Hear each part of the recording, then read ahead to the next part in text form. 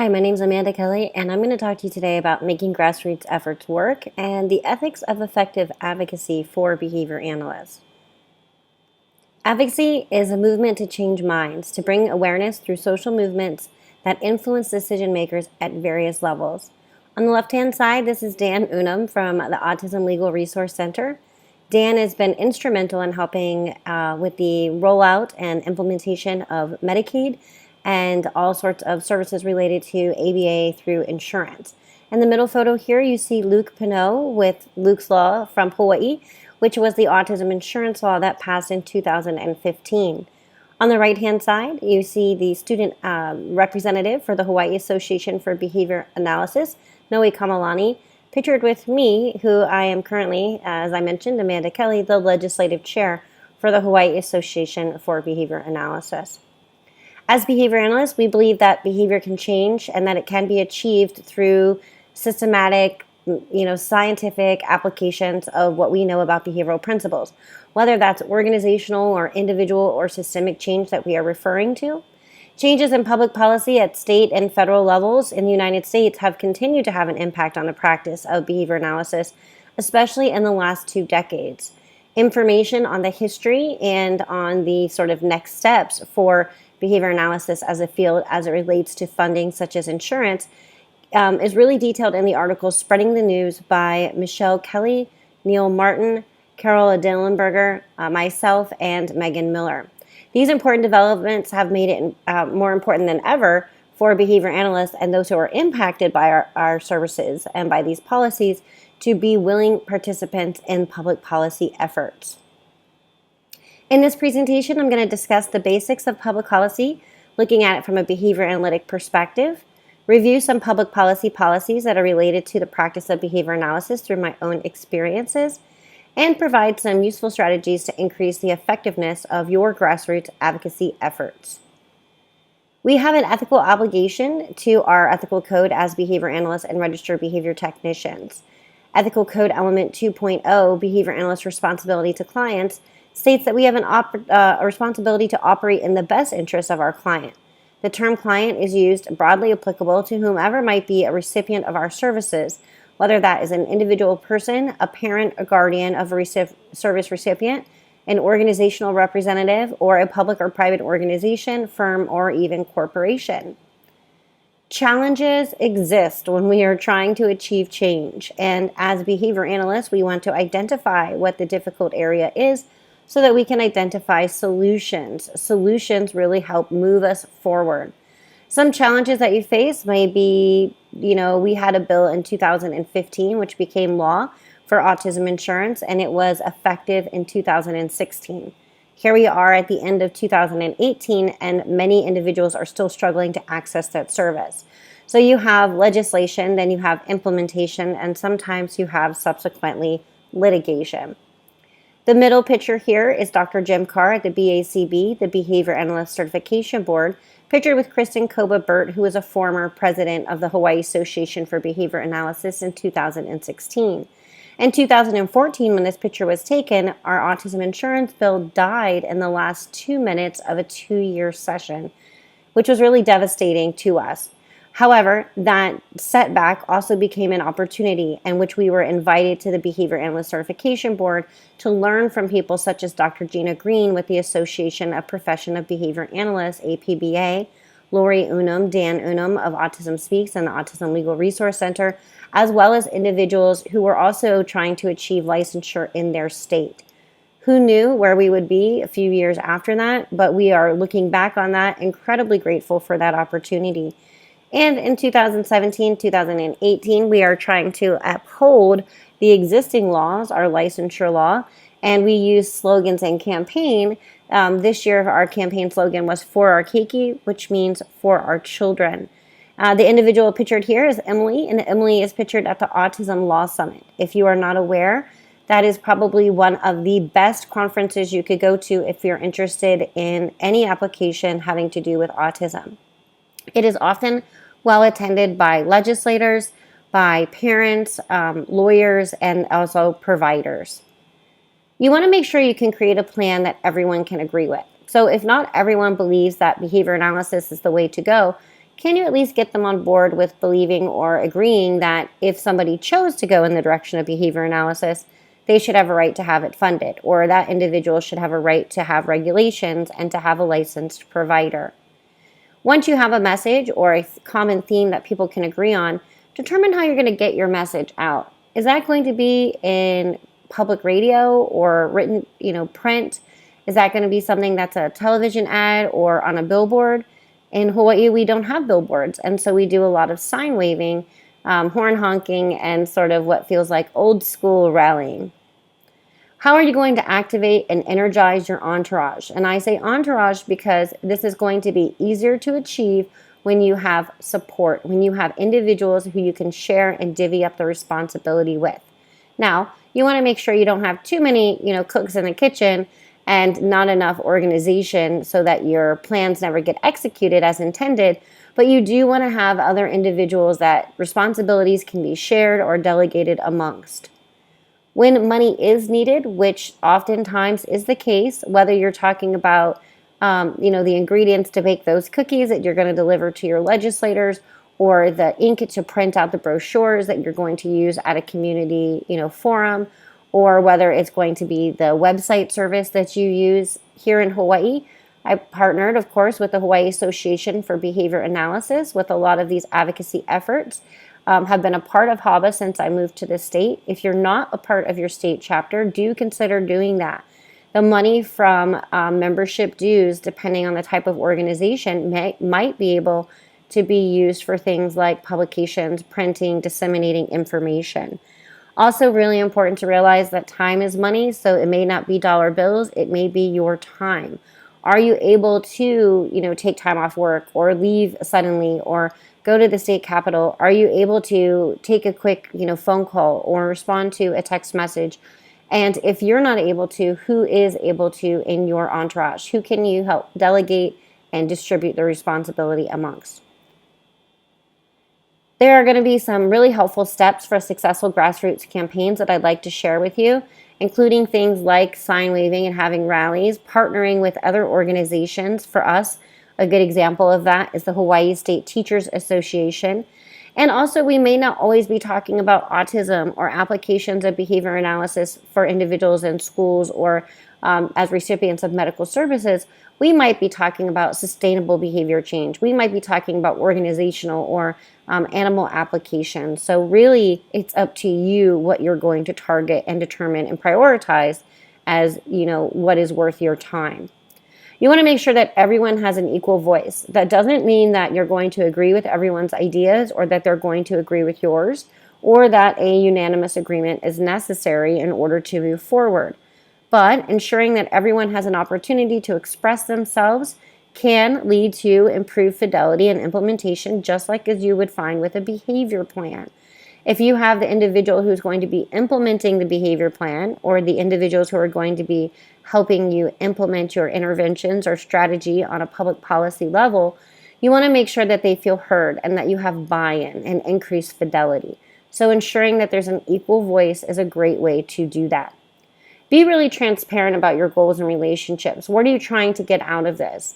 Think about when you can, two birds in one stone. Can you, have a meeting where you have to staple a bunch of things together or make a bunch of labels? And can you do that with friends? Can you do that with other members of your state chapter or organization that you might be partnering with? If you can make an aversive task or even a mundane and neutral task less aversive and more rewarding, then you're going to be more likely to engage in that behavior in the future.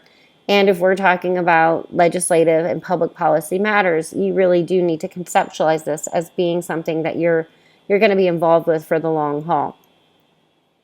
Behavior analysts and the behavior change program, we are responsible for all aspects of the behavior change program, meaning from the idea, the very moment that we conceptualize the idea, to when it's implemented, to how it's carried out, and ultimately how we fade out. That's the same thing when we're talking about advocating. We don't want to look at it in bits and pieces. We want to see the entire whole, look at the process, develop a process, and of course be assessing and analyzing throughout as we would with any other treatment protocol. If we identify those common goals and shared interests, we can get a unified voice, at least on a couple key sound bites. if we can all agree that children are our future, if we can all agree that medical, access needs to be provided and funded, if we can all agree that we should be maximizing federal funds so that we can access and really implement a lot of these services on a state level, then we can have unison, we can have unity in the message that people are hearing. Ethical Code Element 2.09, Treatment, Intervention, and Advocacy, states that clients have a right to effective treatment. It also states that behavior analysts have a right and the obligation to advocate for and educate the client about scientifically supported and the most effective treatment procedures. Effective treatment procedures are those that have been validated and have long-term and short-term benefits to society and also to the client. As behavior analysts, you may not realize this, but Ethical Code 6.02 states that we have an obligation to promote behavior analysis, that we need to make information about our field available to the public through presentations, discussions, and other media that people can access in our community. It's important to be sure that everyone's on the same page, and sometimes it's a breakdown or an issue of semantics. So as behavior analysts, we can offer the additional lens, the insight to saying, let's operationally define that. What does a behavior look like? What does the replacement look like? What is the message that we're sending? How else can it be said? What is an example? What is a non-example? And then you can create sort of those job aids or a task analysis for different aspects of the advocacy process. You do want to make sure that you have open lines of communication, that you're not just getting a message out, but that the community is contributing, that you're hearing back. If you're talking about public policy and you want to have the voice shared with the legislators, how do the legislators then communicate with you? Is it just when you testify, or do they have access to your email? Do they have access to your organization? Are you making yourself available? In Hawaii, we have what people refer to as the coconut wireless, or you might have, the phrase, heard it through the grapevine or word of mouth. But a lot of times what somebody can say or vouch for an individual really elevates them and gives what their message is a lot more credibility. So it's important to understand not just how your community communicates, also making sure that you have that bi-directional way to do that, and that you're doing that in a way that is culturally sensitive and sound. Behavior analysts comply with our code when we are making public statements, especially as they relate to our professional services, products, publications, and in general, the profession.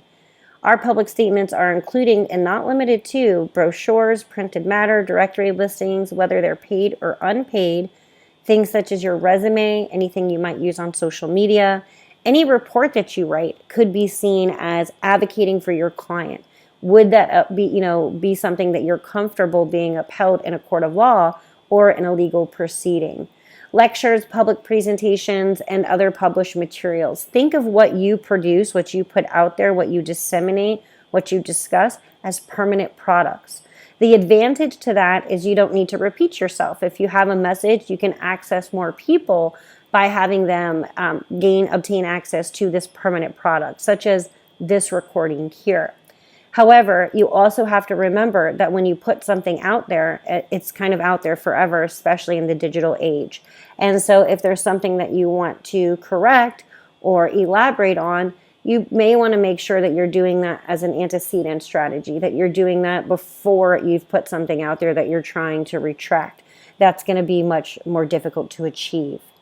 Some tips that were gleaned from my experiences or lessons learned from analysts in the trenches that I'd like to share with you are as follows. Again, know how your community communicates. What is the frequency of communication that people are appreciative of? Is it about how intense you are, how loud you are, how persistent you are, or just how long you stay focused? Is it about making sure there are hundreds of thousands of pieces of testimony, or is it getting some really robust examples and authentic letters that matter? These are things that you're going to want to clarify. It's really important to know how your legislature works. In Hawaii, it's a 2-year. There's open testimony. There's written public testimony that can be retrieved from a website, permanent products again, right? In other places, if you have access to being able to download written testimony or watch any of the videos, that can be an excellent way to acclimate yourself, or to see what does it look like in my state or in my province or in my region or in my country, depending at what level you are advocating. So if we're talking about this at the federal level, know how the government works, know the different branches, know what your congressman and woman can do for you, know how people get elected into those positions. Are they appointed positions? All of that can be made easier by just going to some of your state chapter, or going to the state capitol, or going to some national websites and starting to dig around. Do your homework. Be armed with information. So recently I co-presented with Kristen Koba-Burt, who is on Maui, about ensuring ethical treatment recommendations. And one of the recommendations and strategies that Kristen offered was make sure that you have a research folder, digitally or physically, whatever works best for you. I find digital allows us to share the information faster. So create that, have a Google Drive. What does ABA say, or what does the research say about ABA for adults? What do we know about applications for individuals with Down syndrome, or anxiety, or gerontology, or ADHD, or sustainability? And you may wish to have subfolders within that. That way, when you're going to a legislator, when you're going to the Hawaii State Teachers Association or the Utah Teachers Association, or you're going to the physicians, or the psychologists in your state, you're going to be armed with information. Now, don't overwhelm people with information they didn't ask for. And Lori Unum of Autism Speaks talks about the 3 F's. So ask them for a favor, because your legislators will sponsor many, many bills. Most of them won't make it through. So it's not that they're being disingenuous. They are saying, sure, I'll write a bill, I'll support that bill, I'll introduce that bill. It may not get through, but hopefully they also get your trust, your relationship, and maybe your vote. Fishnets. Lori Unum talks a lot about a certain parent or individual who came to testify who was appropriately dressed but had fishnets. They had a memorable component of their outfit. For me, it's starfish earrings, or for you, it might be a bow tie, or some other common stimuli that you can program that makes you memorable. And then the third one is the facts. So once you kind of have their attention after you've asked for a favor, they'll say, tell me more about, why single-use plastics are not appropriate, or tell me more about the way we can bring down cost for restaurants and other establishments. And that's where you can provide your facts and your information. If you have to say, let me get back to you, I don't have it, and you're stumbling and fumbling, you might be wasting time that they don't have. And if you've been asked to produce something to a legislator, while you have their attention, get it to them as quickly as possible. Connect to your community, attend community events. You cannot represent a community that you're not a part of, or not effectively. People are more likely to get on board, to say things that might be viewed as unpopular, to put their neck on the line, or to advocate for things that are challenging or potentially treacherous, or put them in a precarious position. And they're going to do that more likely when they know the individuals that they're advocating with, or alongside, and for. Whether that's, participating in a beach cleanup with sustainable coastlines, or whether that's, going to a job fair, or meeting with the Teach for America, teachers who are going into that program. Connect with your community, attend your community events, let people know who you are, and learn who they are as well. We can provide an abundant access to resources, and doing so and doing that in a way where people don't have to have a lot of effort in obtaining them is going to make them more digestible, or less likely to even be looked at or digested. So can you make brochures? Can we do visual aids? What about doing short recordings and webinars, putting that stuff out there on social media?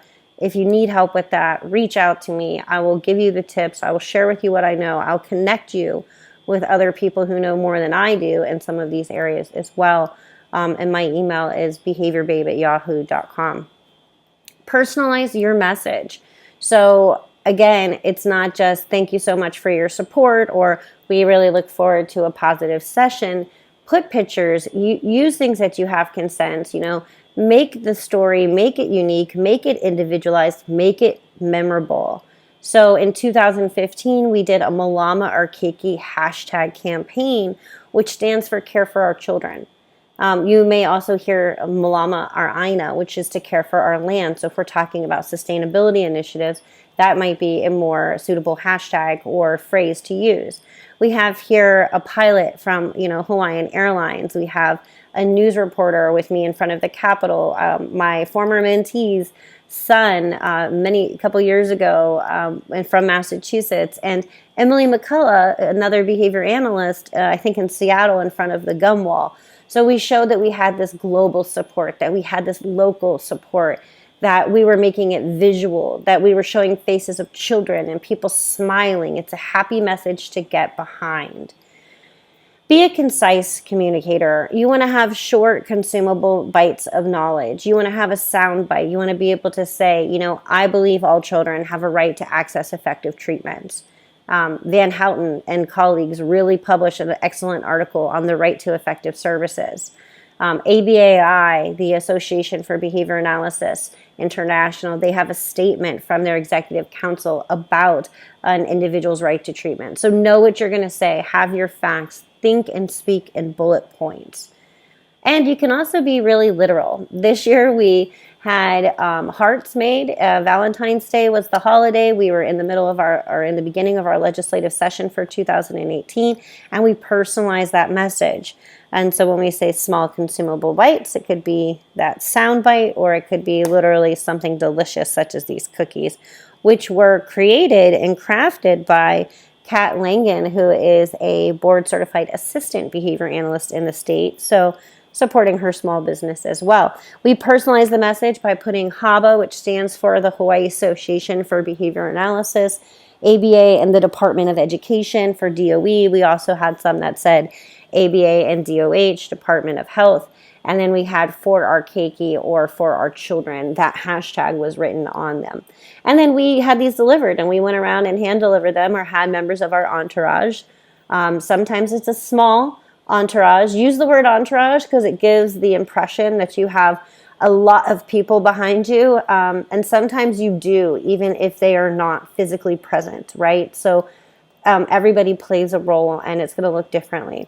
Identify who your allies are and align with them. Support them with their initiatives. Learn what they need. Make it a reciprocal, mutually beneficial relationship, or friendship, if you will. Develop those relationships, nurture those relations, and fan the flame. Maintain communication outside of the legislative session. There is no such thing as, downtime from legislation. It's happening all the time. People are learning, people are making deals, people are talking. Don't lose out on your opportunity to be a part of the discussion. So network. Every voice matters. Everybody plays a role. You might be more comfortable folding brochures and putting them in envelopes. That's a valuable role. It needs to happen. Maybe you have the skill set to put up the website or to manage the marketing. That's a skill. People need that as well, and it can save time and money and help your message from a grassroots level be really effective. Back up your claims, though. We're not just handing out cookies, and we're not just showing little pictures and visuals. We have science to back that up. We have research. We're going to go to the research folder. We're going to have that information readily accessible. Give this abundance of information to whoever is asking for it. As behavior analysts, our ethical code 1.01, the code element reliance on scientific knowledge, lets us know that we must be using professionally derived knowledge that's based on science. When we're making scientific and professional judgments in human service, or when we're doing anything scholarly or related to professional endeavors. So in our practice is what this is saying. Help others by showing that you have value, that you can be useful. This is the same thing when you're consulting, perhaps in a classroom or with a new family or with a medical professional. You don't want to just say like, hey, I'm here, I'm the behavior analyst, and here's what I can do. You want to show that you're willing to go elbow deep and get in the trenches and be involved and do the dirty work and, be there on the other side with somebody. And I think that can go a really long way when we talk about volunteering, when we talk about listening, when we talk about having those feedback loops of communication. Do what's right. Oftentimes it's not what's easy, but if you do what's right, then you're probably headed in a good direction at all times. I say to people that I constantly ebb and flow on a roller coaster between moments of inspiration and desperation. But those moments of low really propel me to, and remind me that we are going to hit another high. And sometimes that's far and few between. So really you want to maximize the reinforcers when they do come around in your life. And a lot of times they're going to be intrinsically motivated, right, or driven. Please proceed with caution. Being an advocate also can make you a target. Advocacy comes with risk. You become the voice or the face, or good cop, bad cop, right? Somebody has to be the bad cop.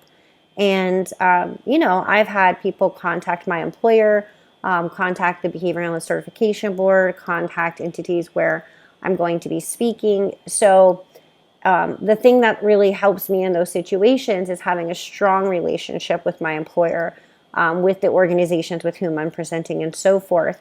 But, it's not all bells and whistles, and very rarely is it rainbows and unicorns. When you get to contact the outcome, when you are successful, even though it's on a really thin schedule, it's very dense amounts of reinforcement. So if you can hang on, if you can kind of toughen up or remind yourself that it's really not personal and have that thick skin, then advocacy definitely might be something for you. And if you're not comfortable or you feel that you're not capable of that, consider other ways that you can contribute and what role you can play and whose entourage you can be a part of. So do a risk-benefit analysis. What is the harm that could come from this? What are the protections you put in place? It's the same thing you would do with a client if you were trying to determine to do something that might be a little risky on a behavior plan, but also may produce really significant changes. So that's up to you, and only you can decide that for yourself. I want to review a few ABA principles in play because several of them do come up. For example, we're going to be talking a lot about our obligation to the science and to the disseminating of our science.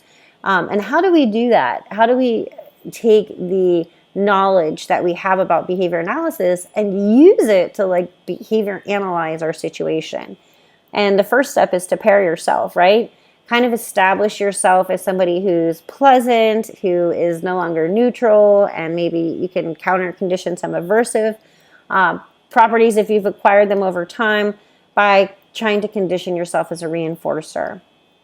Program common stimuli will really help plan for generalization. So for us, we use certain colors. We use blue when we were talking about autism insurance. We use green when we were talking about our licensure or our state chapter of HABA, because our color is green, right? For autism, it was blue because it impacts, 5 times more boys than girls. So blue is a color that's often associated.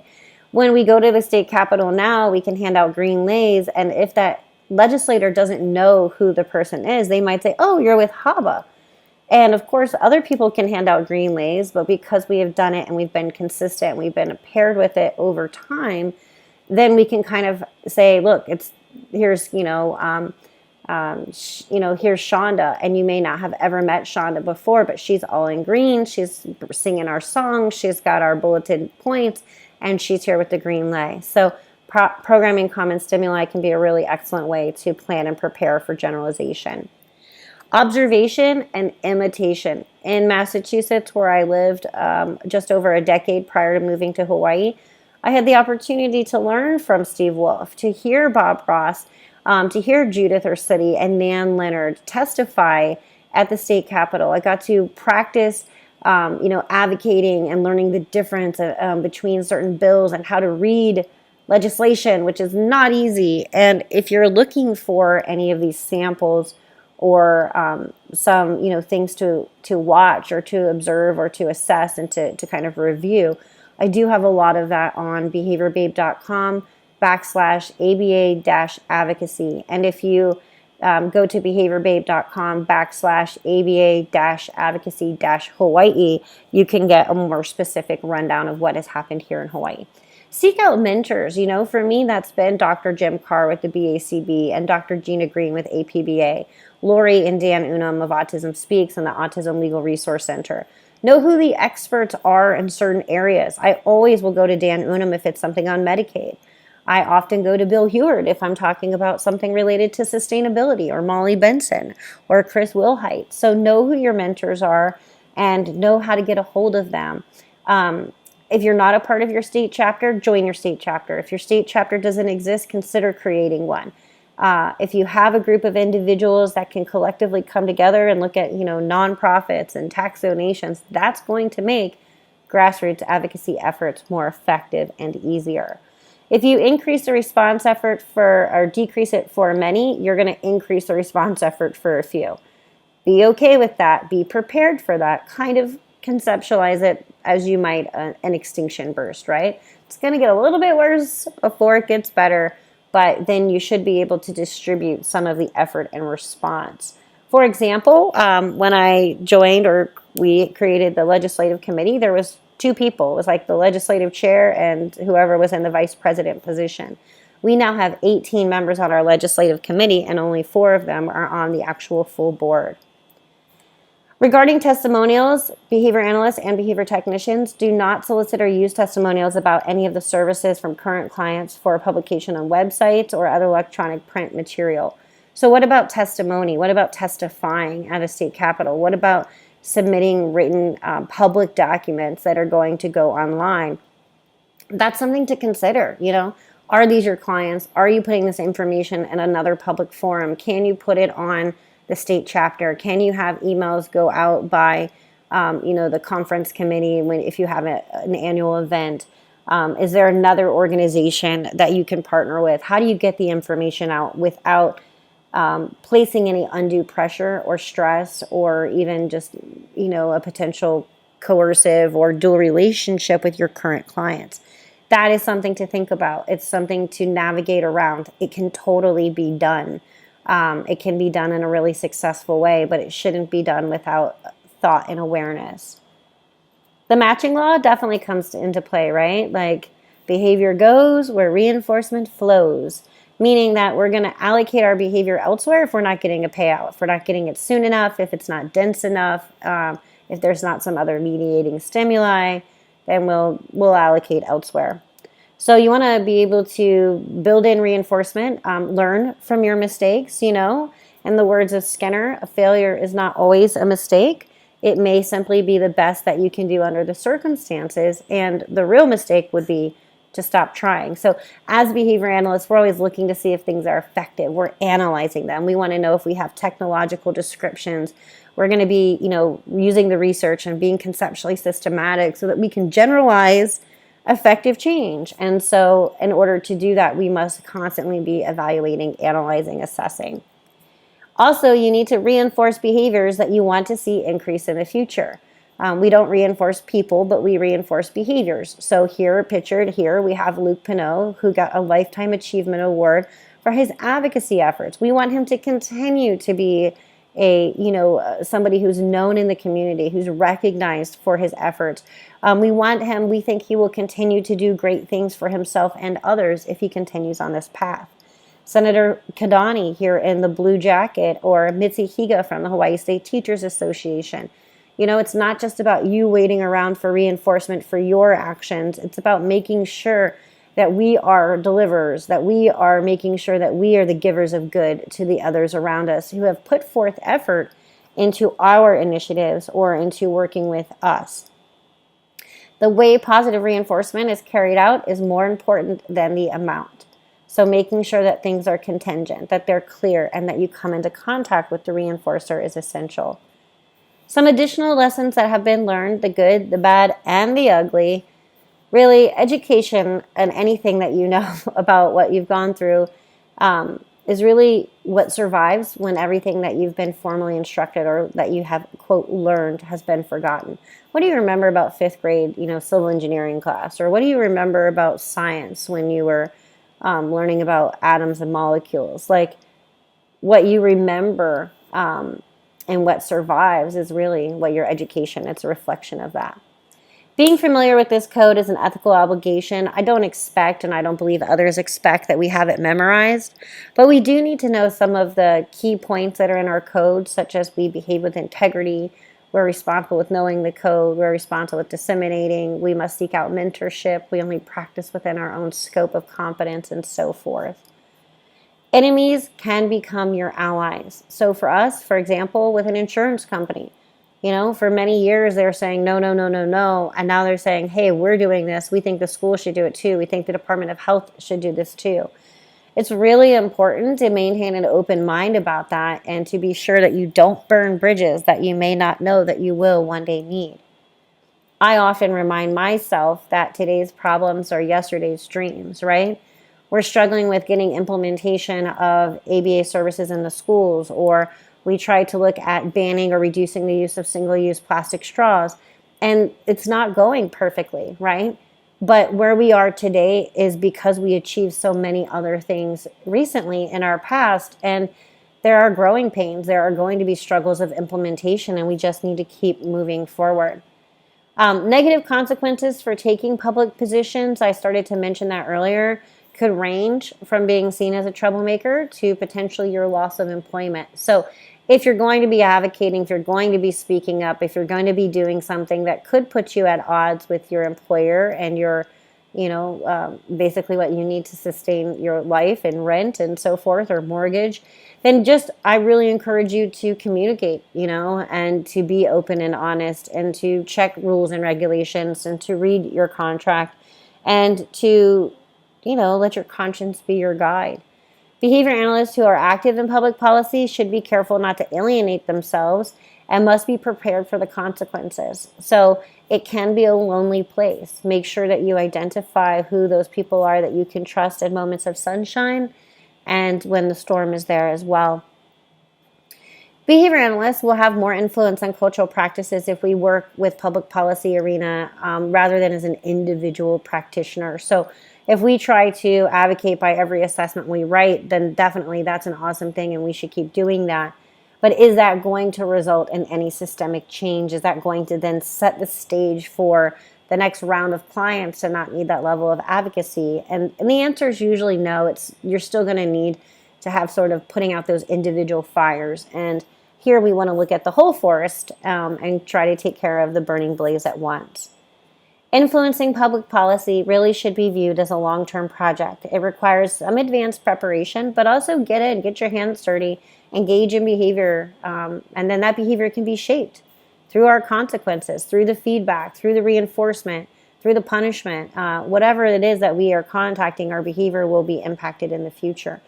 Really, it's a sustained commitment. It's going to take a lot of energy and really requires an abundance of patience. I want to say thank you, Mahalo, for joining me and for going through this journey talking about the ethics of advocating, grassroots campaign, and really sort of some of the principles at play in public policy. I hope that this got you interested in wanting to learn more. And certainly a great place to start to get that information is at behaviorbabe.com. And you may always contact me if you have questions, ideas, suggestions, or potential partnerships at behaviorbabe@yahoo.com. Mahalo.